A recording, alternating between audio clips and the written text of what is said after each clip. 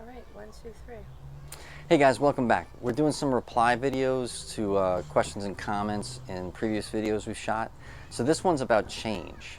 See, there's a concept out there from Piaget, who is a very early psychologist, that outlined that in adolescence, somewhere between 16 and 19 years old, human beings tend to experience what he calls the messianic phase.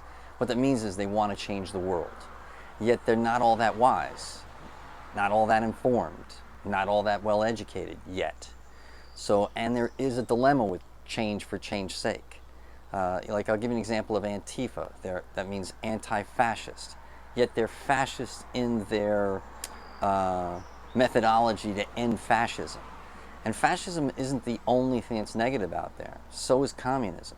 And what really comes down to is the enemy out there really isn't communism or fascism, it's authoritarianism. That's the enemy to a liberal democracy. And a liberal democracy is simply the best way to ever run a country in the history of countries. We haven't found anything better. It's not perfect, but we haven't found anything better yet. History tells us that as a fact.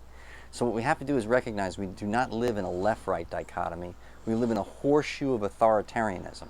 Because when you study the worst of the right and the worst of the left, they're almost identical. So what we want to do is not be authoritarian, and unfortunately the online discourse that we have since social media has really taken hold is causing uncivil conversations, let's say that. It brings out the worst in human beings.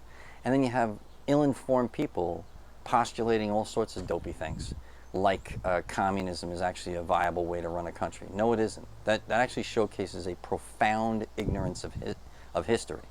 So the best thing that Mao, Hitler, and Stalin ever did for humanity was die. Thank you so much for watching, and keep sending us these questions.